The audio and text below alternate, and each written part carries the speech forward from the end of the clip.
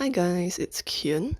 So today I wanted to do a FaceUp log video and I wanted to teach you guys some of the in real life Ctrl-Z or undo tips and tricks that I have for doing FaceUps.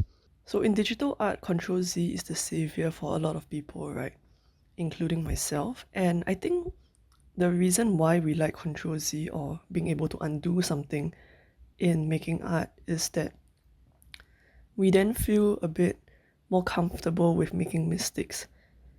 So the thing is, it's actually also possible to do some version of Ctrl-Z or undo in physical medium art, and that includes face-ups as well. So this is an idea that I've seen from other art creators, but I thought I'll apply it into face-ups.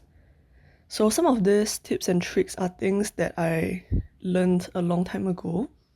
And the key idea of these tips and tricks is how can you do things in a way, how can you do face-ups in a way that allows you to be able to make mistakes and correct them, or to be able to make mistakes in a way where you know what you can do to undo that thing that you didn't want to do. So the real benefit is really that it allows you to do face-ups in a way that doesn't just come from trying to be perfect at doing a particular face-up that you have in mind. You're not going about doing face-ups in a way that you're just trying to be perfect, but you learn how to be able to undo some of these mistakes, which is to take away what you don't want in what you have done, or to add. So it could be a combination of both. You can take away some of the things that you did on your face-ups that you don't want, and then you add on a bit more to maybe disguise or transform the errors, but in a way that still looks good. So Ctrl-Z in real life, in physical media like face-ups, is not perfect the way digital art Ctrl-Z is, but there is still some extent of that you can learn, and hopefully these tips and tricks will make it a bit more comfortable for you to do face-ups. And I think this is particularly useful for a beginner, but I still find this very useful for myself.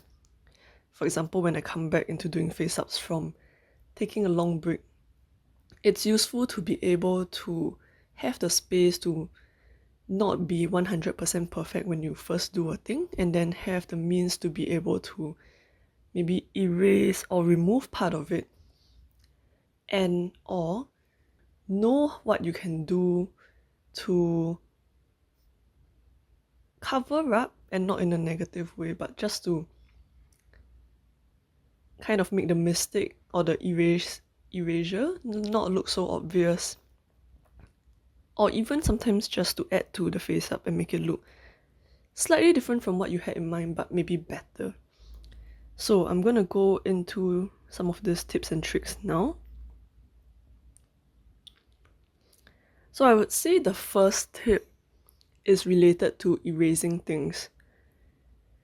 And I think this is a big foundation of how to undo things in FaceUp, especially with the pastel part of the FaceUp work. For erasing pastels in particular, there are 3 types of erasers that I use. One is like a regular eraser that you would use on paper, so the more hard type.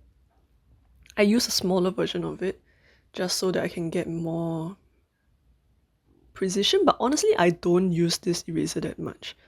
So my 2 main erasers are 1, the kneadable eraser, and 2, a piece of magic sponge. So the kneadable eraser is useful because it doesn't create like a eraser dust or eraser shavings the way a regular eraser does, which is a bit annoying to brush off a face up sometimes because it can stick to parts that you may not want, But the benefit of a regular eraser is that it is able to erase more with more force. So it's able to erase more thoroughly than a kneadable eraser can. But the thing is, I find being able to erase lightly is actually more important in doing a face up, because when you erase things, you generally are. So when you do pastels on a face up, you're layering colors upon colors upon colors. And when you're erasing things, you don't really want to erase everything on that layer, because at least for me, I'm not somebody that works with a lot of MSC in between layers. So I generally only do 2 layers of pastels, meaning it would be 3 MSC, 3 layers of MSC, pastels until that layer of MSC cannot take any more color, 1 more layer of MSC so that I can continue working again, and then as much pastel as is needed to get the desired color, and then I'll seal before I move on to doing my line work. But I do know that there are some people who prefer to seal in more layers of MSC between their pastel work. So sealing is part of this tip and trick, but we'll move on to that later. But in terms of pastels, the reason why I want to remove color lightly is so that I don't erase all the work that I've done below. So a kneadable eraser is one that is able to, depending on how you use it, remove things in a lighter way. So for example, if you're doing eyebrows, you can use a kneadable eraser to kind of gently drag across the ends of the eyebrows to make it maybe thinner, a certain shape that you want. And then after that, you might want to just gently buff out the edges, or not quite buff out, but gently loosen or soften the edges with a brush so that it doesn't look so harsh. The other way that I find a kneadable eraser super useful is if there is, because sometimes when you spray MSC, it is not 100% even, and there will be certain spots that will pick up color pastels more strongly than others. So this happens quite often in face ups, honestly, for me at least. Maybe it's just the way I spray MSC, but how I get around that is that when there are certain areas of the face up that cling onto pastels more strongly and appear darker, I would use a pointed, like I would need the kneadable eraser until it's pointy, and then I'll just very gently dab off a bit of the color so that it appears to be more of a similar shade to the rest of the face up. And then once you've done that, you can then use a soft fluffy brush to like gently dot or tap out the color so that it blends in more evenly. And the reason why you want to do this gently is so that you don't shift the pastels around to then go back on the spots that like to cling to pastels, because then you'll be undoing the work. So that's for kneadable eraser. And for magic sponge, I would say is the weakest of eraser in terms of what I use. So the magic sponge, the benefit of a magic sponge is, like, for example, if you draw in like something like Photoshop, you know how those brush settings have, or eraser settings have hardness? A magic sponge is an eraser that has like a hardness that is closer to 0%. So it is the fluffiest edge that you can have, whereas a regular eraser is closer to 100% and the kneadable eraser is somewhere in the middle. So when I use a magic eraser, I kind of think of it the same way. I use a magic eraser if, for example, let's talk about eyebrows again. So let's say at the eyebrow area, I'm just like slightly over the shape that I want. So I don't want to go to the trouble of using a kneadable eraser and then having to gently soften it again. So I might just use a magic eraser to lightly swipe away the extra color on spots that I don't want. Well, not really spots, but like on a plane that I don't want. Another way I use this is often for lips. So after I put the pastels onto the lips, sometimes the edge of the lip, like the lip line area, might seem a bit harsh. So what I'll do is I'll use a magic sponge and then I will tap along the outsides of the lip edge to soften the color. So that is generally how I would use it. Another example would be, for example, if it's under the eye, and then maybe the pastels are of the under eye area is getting into the blush area. So before I apply the blush, what I might do is I would use the magic eraser to kind of gently erase off the edges of the under eye eyeshadow. So that is tip number 1 about erasing.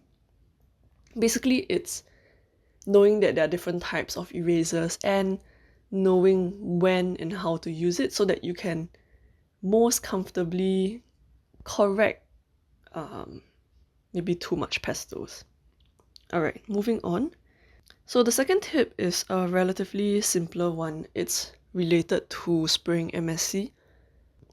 So generally when I spray MSC, I try to check to make sure that there are no like dust or any other particles that I don't want on the face, on the doll's face before I go and spray the MSC. But in the course of bringing the doll out to spray MSC and bringing it back to store and like let the MSC dry, sometimes little bits of dust still get onto the doll, and sometimes these are very visible, either in being a slightly raised texture or sometimes just being quite obvious, like maybe it's a small fleck of like black dust. So you can see those. And I think a lot of people probably know this already, but you can use a very small pin to kind of fleck out, pull out that dust, and I'm gonna show you the kind of motion that I usually do. But the other tip and trick I have is also an easier way to check this is to hold up your doll's head near a window, especially if it's direct sunlight.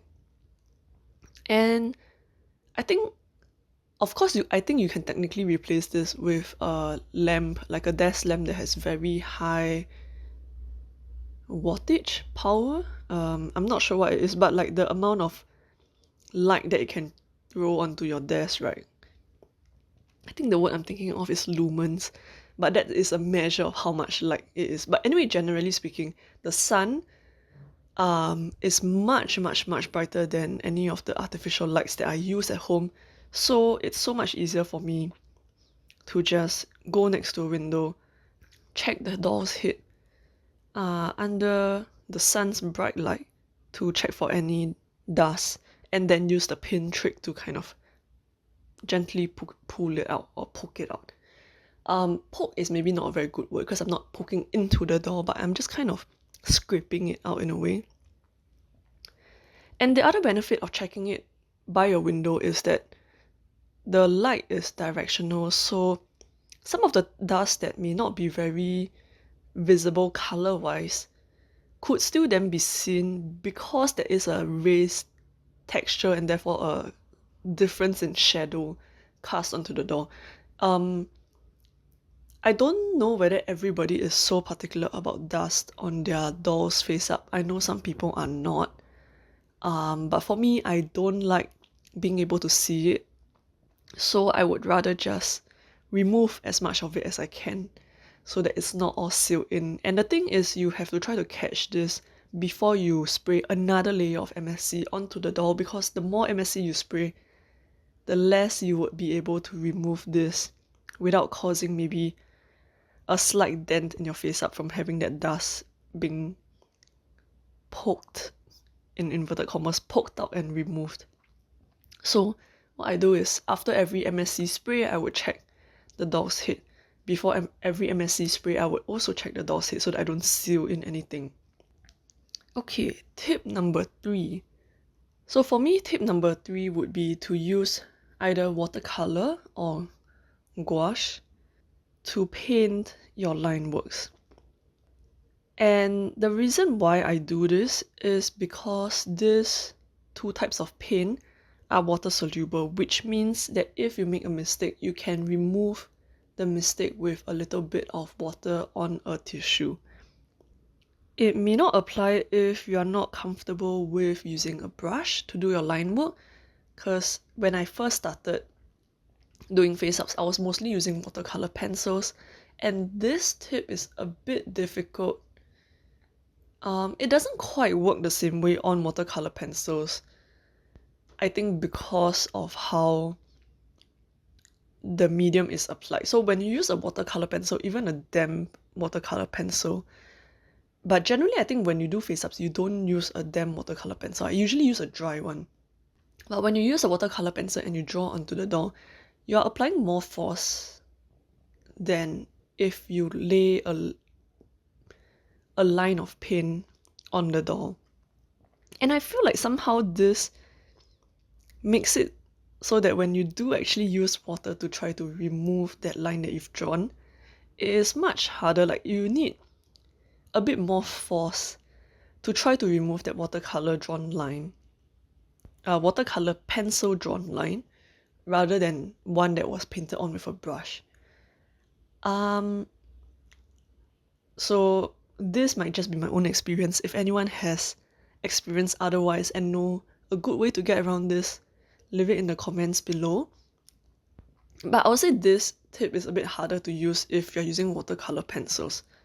If you use a brush though, I think this tip can apply, which is that a lot of artists use acrylic paint, but also a lot of artists use watercolor paint. And the reason why I would choose a water-based paint, meaning either watercolor or gouache. Gouache is water-based but opaque. Watercolor is water-based and a bit more translucent in terms of the color density.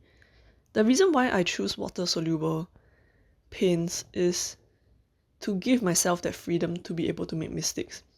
Granted, some paints are a bit more difficult to remove than others, and I think for this you would need a bit of trial and error. And sometimes when you remove, if you don't do it, like, sometimes the paint or the medium or the physical material just doesn't behave the way you want it to, or it normally would. So there have been instances where I have dampened the tissue, rolled it into a point, and gently, like, in the same way that I would use a knittable eraser on pastels, just gently wipe away the little edges of the lines that I don't want. So generally it works, but there are some times where maybe the paint is a bit too dry, and trying to do this actually caused a bit of a smudge in color underneath. So I have had this happen before, which is when the idea of, okay, I've done my best to erase what I didn't want on this face up, but now it's created a slightly different problem. So at this point, if you try other methods of erasing, like maybe a actual regular eraser or a knittable eraser, and it doesn't budge, then it might be time to add on more things to try to kind of undo the mistake. So usually what happens is I will just draw more things. But another way you can do is try to blend a color that's similar to the spot that has maybe the smudge and try to paint over it. But the trick with using a dampened tissue to erase any watercolor lines that you don't like how they turn out is to do it before the paint dries. So watercolor doesn't dry super fast, but because it's such a small amount, it does still dry quicker than if it's a big piece of paper with watercolor paint. So after I draw the lines, if I don't like it, I'll immediately take a small bit of tissue, dampen it, and then wipe it off immediately. That usually has the best effect in terms of erasing the line. But a word of caution I would then have is, after you've wiped that area with a damp tissue, let that water dry before you draw another line onto it, because if you now try to draw a line over this area that you've wiped off with a damp tissue, the watercolor will spread.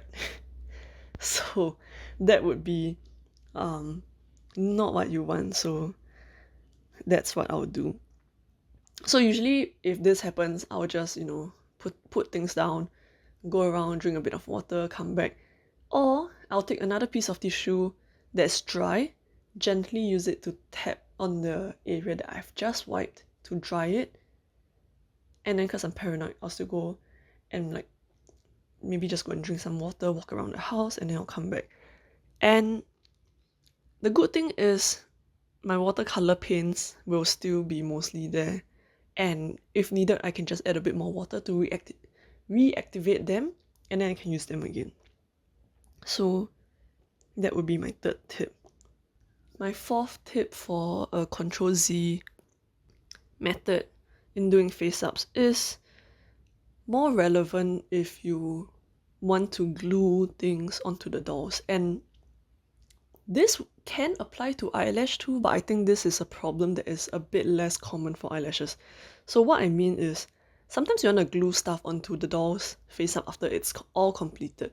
Like maybe some faux piercings, or maybe you want to glue on some gems, or maybe certain, I don't know, decals or whatever it is that you want to attach with a water-soluble glue. For me, I usually use Elmer's. And let's talk about putting on glue on piercings for doll face-ups, because I've had more experience doing that. So when you use a very small thing such as like a silver ball that is usually used for nail art, and you put a dab of glue on the doll's face where you want that glue-on piercing to go. And then what I'll do is I'll use tweezers to put the faux jewelry on. What may happen is that sometimes I overestimate the amount of glue. I may have put more glue on the doll's face than that jewelry really needs.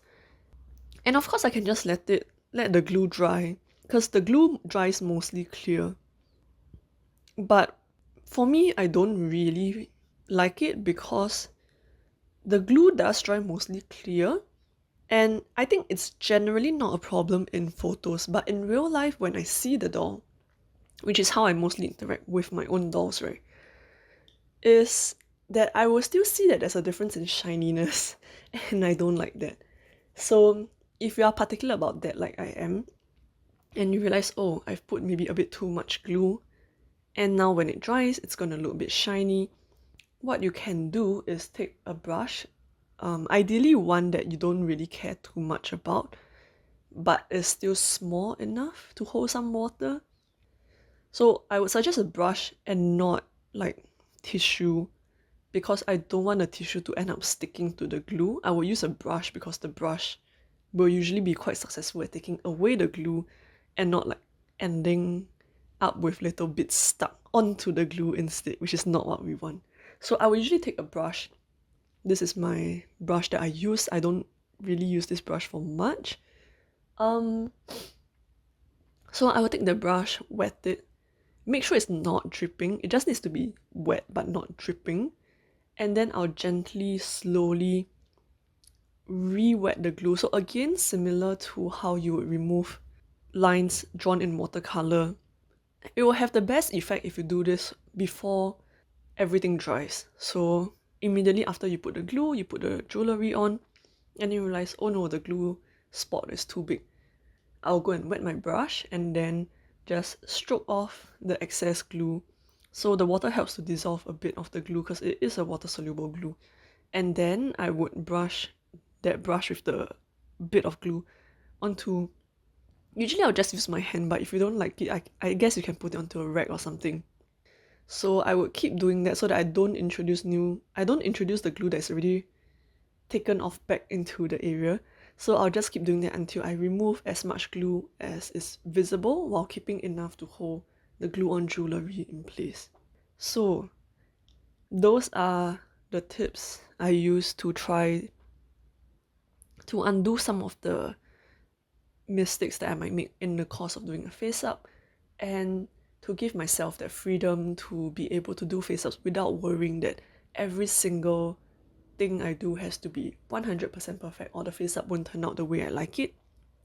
So I hope this video is helpful, and if you have any other tips and tricks that you would like to share, please feel free to put them in the comments below. I would love to learn more.